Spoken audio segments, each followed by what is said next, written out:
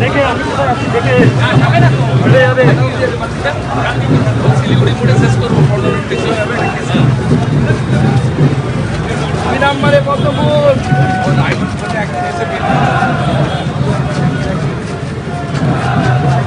নম্বরে কত বল ভাই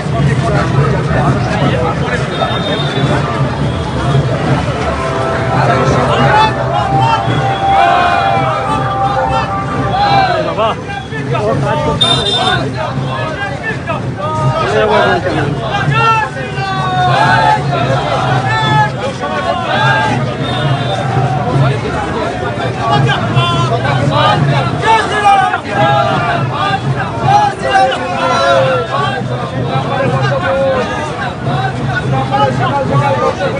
আরে ভাই এত টানছো কেন?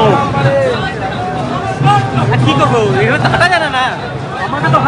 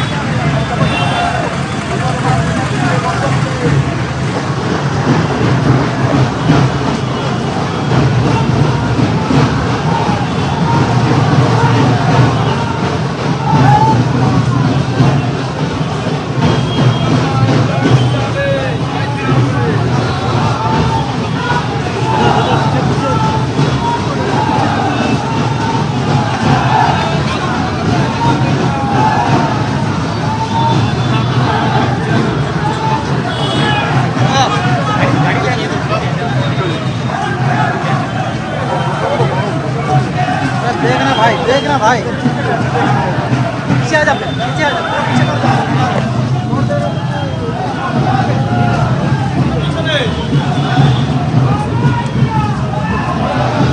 बस थोड़ा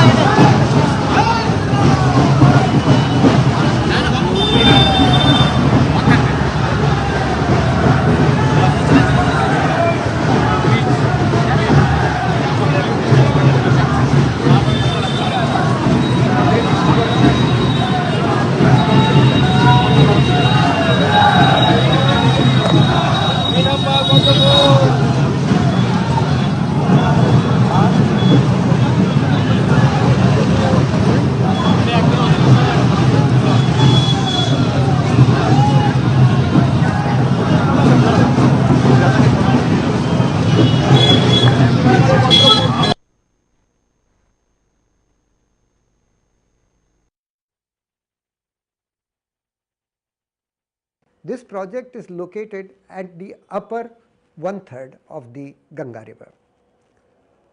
Now, there is a particular fish called golden mahseer. This fish is a migratory fish. It goes from the plains to the hills in the colder environment, lays the eggs there, and the fishlings, when they become somewhat mature, they flow down with the water to the plains where they become big. This golden mahseer used to be as much as 80 kilo in weight earlier. But what has happened is that the migratory path of this river from the plains to the hills where this project is being made has been obstructed by a Srinagar dam.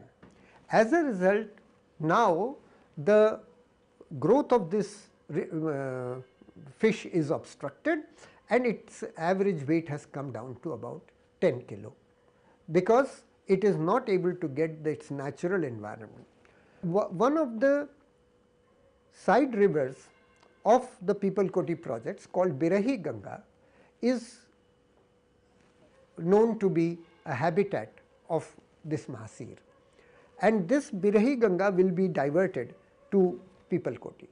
As a result, this natural habitat of mahseer will also go, and mahseer is a threatened fish. Another bird, it's called cheer pheasant. It has been reported in the environment impact assessment of this project that this is an endangered species and it is a habitat of this cheer pheasant, and the area is a habitat of this cheer pheasant. But when you introduce such huge environmental changes, then this gets dislocated. Even the one argument made is that because this project is located at the high elevation, therefore there is not much fish. While it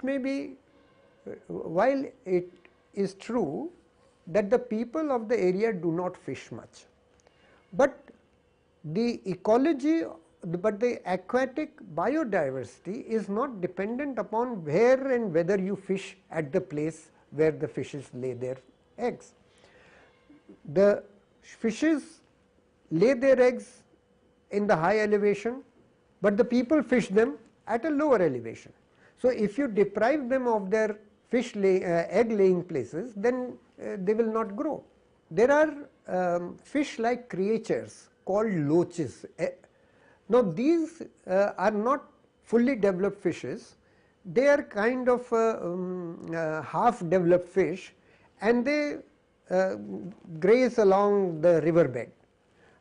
Now, these are known to exist even 50-100 kilometers above Pipalkoti. So, these loaches are very much there in the area, and aquatic biodiversity is not only regarding fishes, but all types of creatures. So, even if the fishes are not there, the impact on loaches cannot be denied. Therefore, we have to then also we have the forests the large number of species in the higher elevation of the Himalayas are there, and they also will get impacted. Therefore, from the ecological point of view, we have to see whether this project should be built or should not be built. It's a matter of curiosity that the Supreme Court of India put a stop to 24 hydropower projects on the grounds of biodiversity. As it has happened, the Wildlife Institute of India made a study and found that those 24 hydropower projects have the greatest impact on biodiversity. On that ground, the Supreme Court allowed this Vishnu Ghat People Koti project to continue. So the question is whether biodiversity only means what the Wildlife Institute of India has assessed and what the Supreme Court of India has confirmed.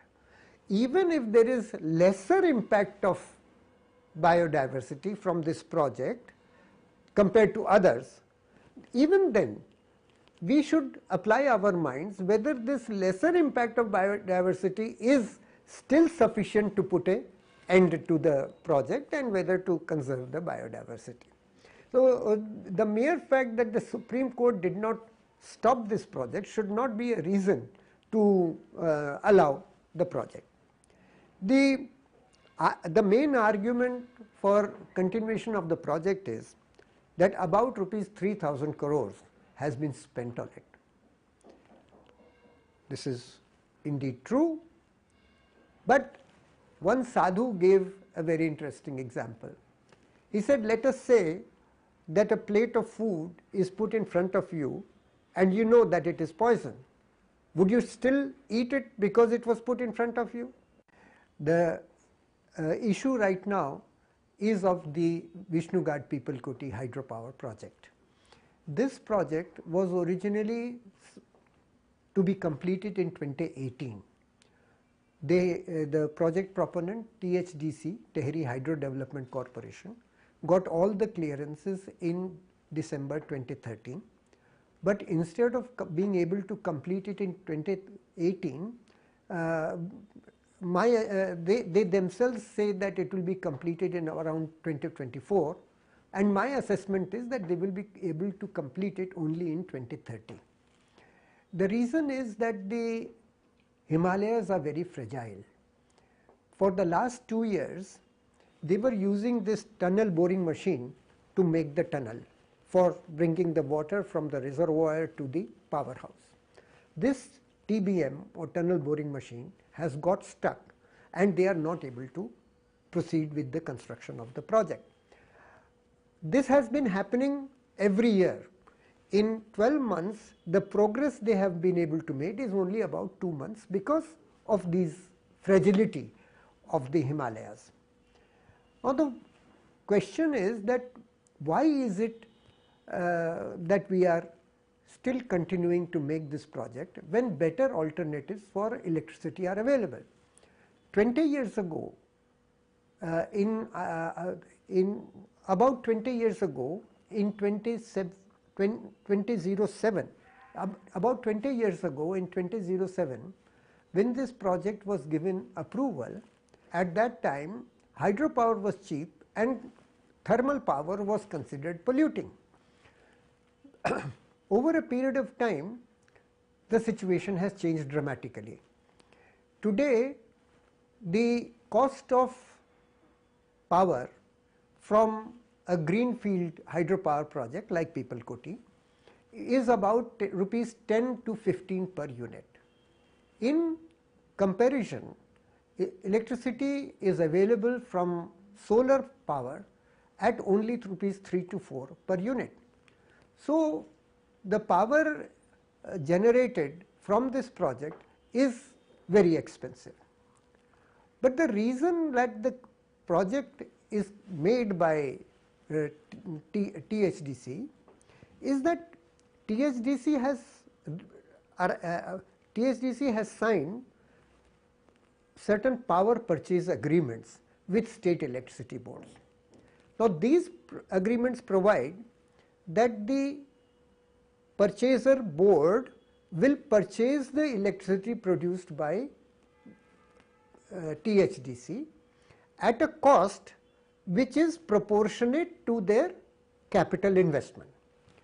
So, if the capital investment of the project increases from say 4,000 crores to 6,000 crores, then there is no loss to THDC. When the capital investment increases, the cost of electricity increases, and the board has to purchase the higher cost electricity and sell that electricity to the consumers at a higher cost. So, as far as THDC is concerned, more delay, more expensive power is good for them, because they can make more money with the higher capital investment. Because of this, there is no interest on part of THDC to complete this project, and the cost continues. As I said, in my assessment, the cost of this cost of electricity from this project will be about rupees 10 to 15 per unit.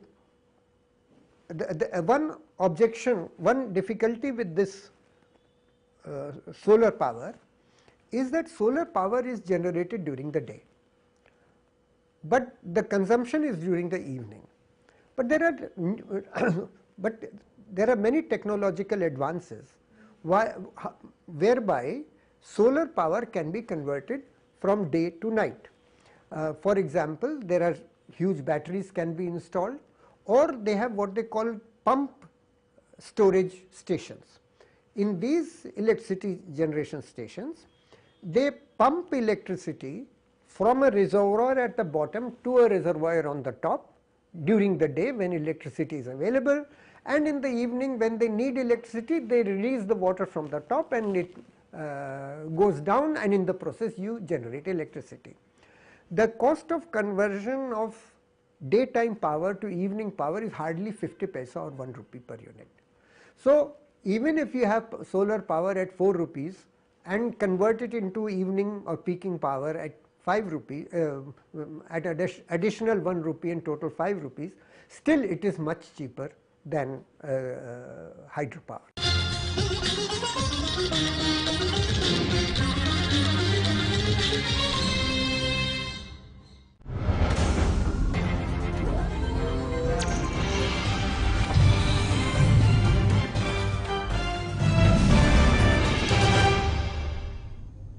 নমস্কার, আপনারা দেখছেন ওঙ্কার বাংলা। আপনাদের সঙ্গে আমি রয়েছে দেবাঞ্জলি। নজর রাখবো এই মুহূর্তের বিশেষ কিছু খবরের দিকে।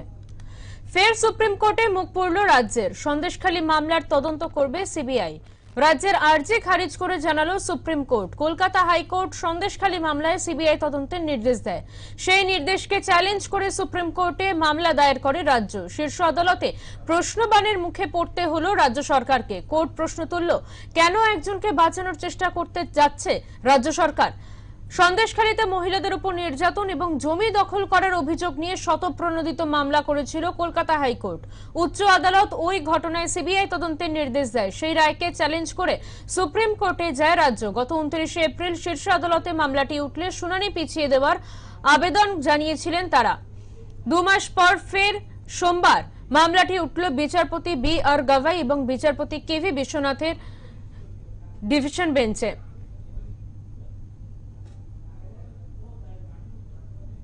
ফের সুপ্রিম কোর্টে মুখ পুরল রাজ্য সরকারের। সন্দেশখালী মামলার তদন্ত করবে সিবিআই।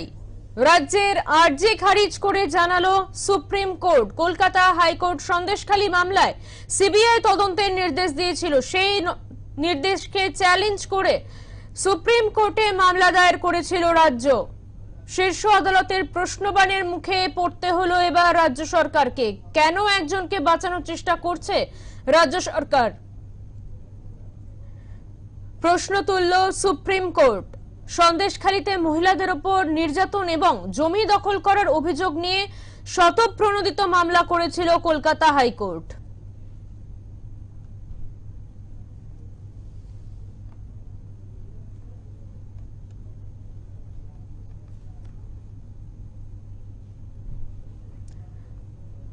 আমরা কথা বলে নেব, আমাদের সঙ্গে রয়েছেন কংগ্রেস মুখপাত্র সুমন গঙ্গোপাধ্যায়। সুমন বাবু, আপনাকে স্বাগত ওঙ্কার বাংলায়। সুমন বাবু, যে বিষয়টি নিয়ে স্বাভাবিকভাবে রাজ্য রাজনীতি ইতিমধ্যে দাঁড়িয়ে এই মুহূর্তে দাঁড়িয়ে তোলপাড় হচ্ছে যে আবারও সুপ্রিম কোর্টের কাছে মুখ পুরল রাজ্য সরকারের, এই বিষয় নিয়ে কিন্তু আবারও তোলপাড় হচ্ছে রাজ্য রাজনীতি এবং কেন শেখ শাহজাহানকে বাঁচানোর চেষ্টা করছে রাজ্য সরকার, এই প্রশ্ন কিন্তু তুলেছে সুপ্রিম কোর্টও। কি বলবেন আপনি এই বিষয়ে? দেখুন, শেখ শাহজাহানকে বাঁচাতে হবেই, কারণ মুখ্যমন্ত্রী কার্যত বিধানসভায় দাঁড়িয়ে কার্যত রাজনৈতিক মিটিং দাঁড়িয়ে বলেছিলেন শেখ শাহজাহান ভালো ছেলে, তাকে বাঁচানো হবে। কারণ শেখ শাহজাহানদের দিয়ে নির্বাচনটা লড়তে হয়, শেখ শাহজাহানদের দিয়ে তৃণমূলের তোলাবাজিটা করতে হয়।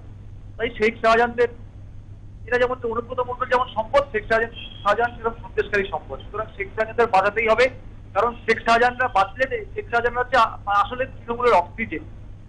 অক্সিজেন সিস্টেমকে তো বাঁচাতেই হবে। আর দেখুন, এটা তো বাস্তব কথা, এটা আমরা প্রথম থেকে বলে এসেছিলাম যে কিসের স্বার্থ আছে, রাজ্য সরকারের কি স্বার্থ থাকতে পারে, কোনোভাবে কি স্বার্থ থাকতে পারে। একজন যার বিরুদ্ধে অভিযোগ, এবং সেই অভিযোগ কিন্তু শুধুমাত্র চুরি বা পকেট বাড়ির অভিযোগ নয়, মারাত্মক মারাত্মক অভিযোগ, এমনকি তার মধ্যে মহিলা নির্যাতনের মতো অভিযোগও আছে। এই জায়গায় যে রাজনৈতিক দলের ওপেনলি বলা ঠিক আছে, শেখ শাহজাহানের বিরুদ্ধে অভিযোগ এসছে, অভিযোগ ক্লিয়ার করে শেখ শাহজাহান আসুন, তাকে আমরা আবার পালা করিয়ে দলে ফেরত দিয়ে নেব। তৃণমূল কংগ্রেস নেত্রী বা তৃণমূল কংগ্রেস সেটা বললো না, তৃণমূল কংগ্রেস সেটা করলো, শেখ শাহজাহানকে বাঁচাবার চেষ্টা করলো। এই চিঠি বোঝা যাচ্ছে ইন্টেনশনটা কি, বোঝা যাচ্ছে লক্ষ্যটা কি। আসলে লক্ষ্য হচ্ছে পাড়ায় পাড়ায় শেখ শাহজাহানকে তৈরি করে দাও, পাড়ায় পাড়ায় শেখ শাহজাহানদের বাঁচিয়ে রাখো, এবং পাড়ায় পাড়ায় গরিবদের শেখ শাহজাহানদের ওপেনলি গোলাবাজি, ওপেনলি মস্তানি করতে দাও, তাদের তৃণমূল অক্সিজেন পাবে। কারণ এই সিলিন্ডাররা বেঁচে থাকে, তৃণমূল অক্সিজেন বেঁচে থাকবে। কারণ আমরা যখন আমরা বরাবরই করেছি গোলাবাজির ওপর তৃণমূল কংগ্রেস বেঁচে আছে পুলিশ এবং মস্তানদের ওপর। তাই সরাসরি বাঁচানো যাচ্ছে, পুলিশকে বাঁচাতে সরকার চেষ্টা করছে, তাই শেখ শাহজাহানকে বাঁচাতে হবে। আর দেখুন, এটা তো বাস্তব কথা, কেন সন্দেশকারী নিয়ে বিবেদন্ত হবে না। অভিযোগ বানানো, অভিযোগ সাজানো, অভিযোগ তৈরি, এগুলো অনেক পরের কথা। এগুলো বিচার ব্যবস্থা কে একজন কি বললো, কে একজন গোপন ক্যামেরায় ছবি তুললো, তাতেই কোনো সত্যি যেমন মিথ্যে হয়ে যায় না, এবং তাই যদি হয়ে থাকে তাহলে তো আমি বলবো, যদি সন্দেশকারী যদি মিথ্যে হয় বা সন্দেশকারী যে ওই অপারেশনে সত্যি হয়, ধরে নেওয়া যায় যে সন্দেশকারী ঘটনা বানান, তাহলে সেক্ষেত্রে তো আমরা বলতে পারি যে নারদেও তো আমরা স্ট্রিং অপারেশনে দেখেছিলাম তৃণমূলের একাধিক নেতাকে টাকা নিচ্ছে। তাহলে সন্দেশকারী স্ট্রিং অপারেশনটা যদি সত্যি হয়ে থাকে, তাহলে নারদা স্ট্রিং অপারেশনটা সত্যি, তাহলে সেটাকেও মান্যতা দিক। দেখুন, ব্যাপার সেটা নয়, সেটা হচ্ছে এইটা বিচার ব্যবস্থা, ভারতবর্ষের বিচার ব্যবস্থা আছে, ভারতবর্ষে বিচার আছে, ভারতবর্ষে আদালত আছে, পুলিশ আছে। কোনটা সত্যি কোনটা মিথ্যে, আমি আপনার বিরুদ্ধে অভিযোগ করলাম, আপনি আমার স্ট্রিং অপারেশন করে আপনি নিজেকে ক্লিন চিট দিলেন, আমি ক্লিন চিট দেওয়ার কেউ নয়, ক্লিন চিট দেওয়ার জন্য আদালত